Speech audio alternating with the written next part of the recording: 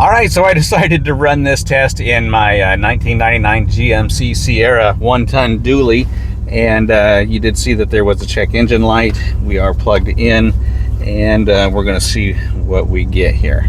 Hey guys, Jeremy here, and this is the ANCEL AD310 Pro, which is an OBD reader as well as a battery tester checker. So what we're going to do is first do an OBD reading right here in the vehicle. Now this is my daughter's car. It does have a check engine light on. I've not scanned it to see what's going on with the vehicle, why it's got a check engine light on, but we're going to find out with this OBD reader. And then if the rain stops here, we're going to go out and we're going to check the battery. Now the battery is, the cables are going to plug in just like your OBD reader will, and so that's how we're going to use that. Now this is rechargeable, and it does come with a charging cable and a charge port here. So without further ado, let's go ahead and get this plugged in. Okay, so I just got it plugged in, and by the way, we're in a Honda Civic, and the plug-in is clear up underneath here, which is the opposite side of every single vehicle that I've ever done an OBD reading on, so I had to stand on my head to find that. But anyways, when we plug it in, this is what we get. We get a Bluetooth mode and an OBD2 mode, and we're going to go with the OBD2 mode and hit our enter button. And what we want to do first is just do that OBD scan right there and see what we get. So it is now running the check, monitoring status. All right, so what we want to do is read codes. Has no fault codes, but it does have a check engine light on, or maybe service engine is what that is.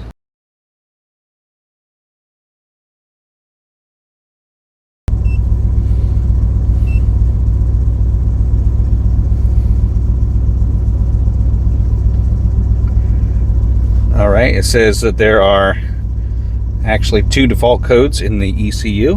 What we're going to do is we're going to hit our enter button, and we're going to read those codes. Remember, it said that there was 2, so let's see what we get.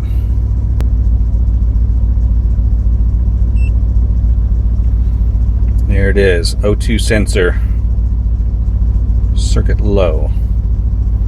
Now it says that there's 5 there, so I'm going to push my down button right here. Crankshaft position sensor, I knew that one. O2 sensor on bank 2, wasn't aware of that. Wasn't aware of that. All right, and so there they are.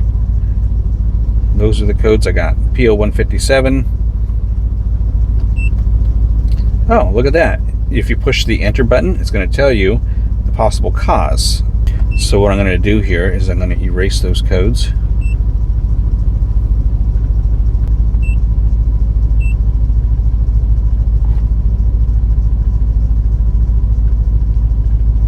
All right, and we got the check engine light off.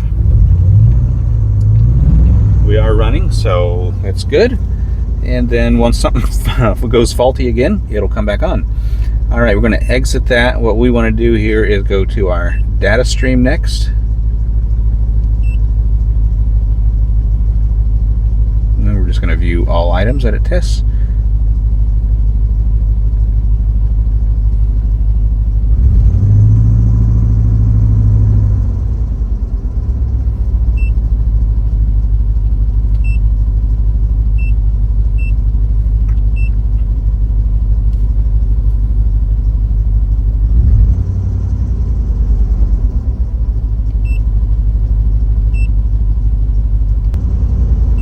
You don't hit enter on any of those.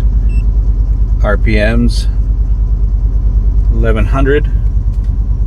Looks like we are at about 1100.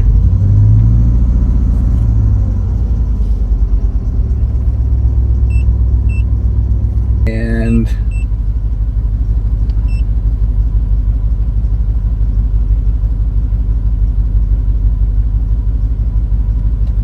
let's see what this looks like here.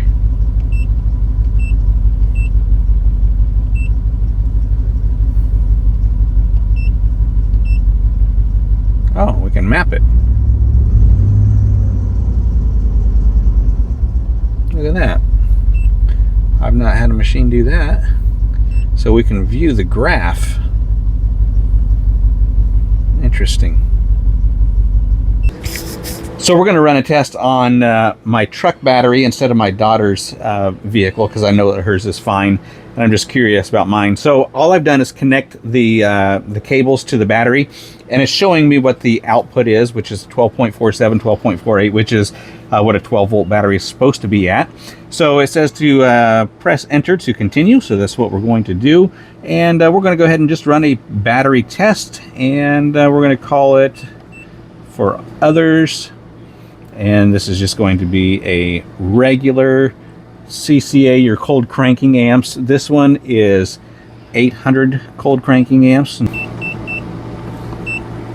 then running that test. Now the vehicle is not started,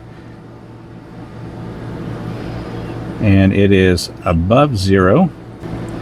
And it's showing me that the health is at 39%. The truck has only been started for just a few minutes over the last couple of weeks, and so that's just kind of expected. There's something that is draining the battery, and I wonder if we can't find out what that is. What we're going to do next, it says to replace that. So what we're going to do is we're going to exit out of that, and we're going to run a different test.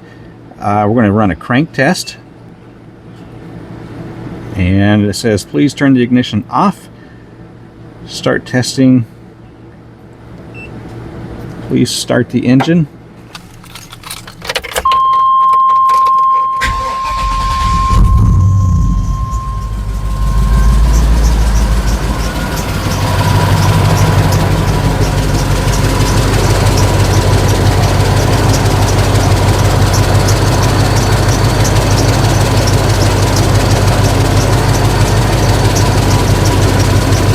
All right, so it says that up at the top here, cranking is normal. So we're going to exit that. We're going to do a charge test.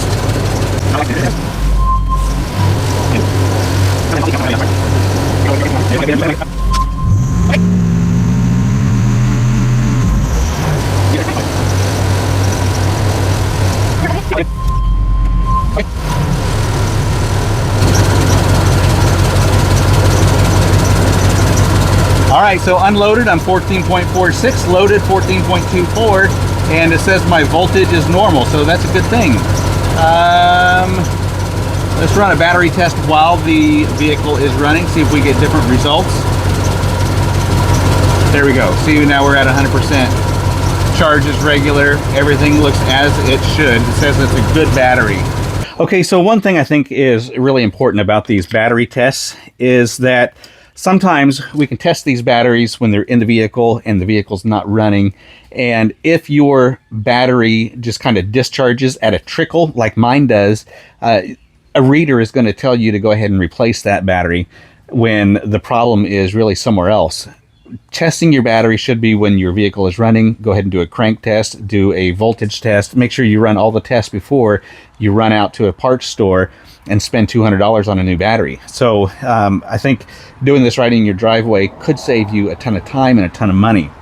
As for the OBD reader, boy, I tell you what, this is one way to prevent yourself from being taken advantage of at a parts store or at a mechanic shop.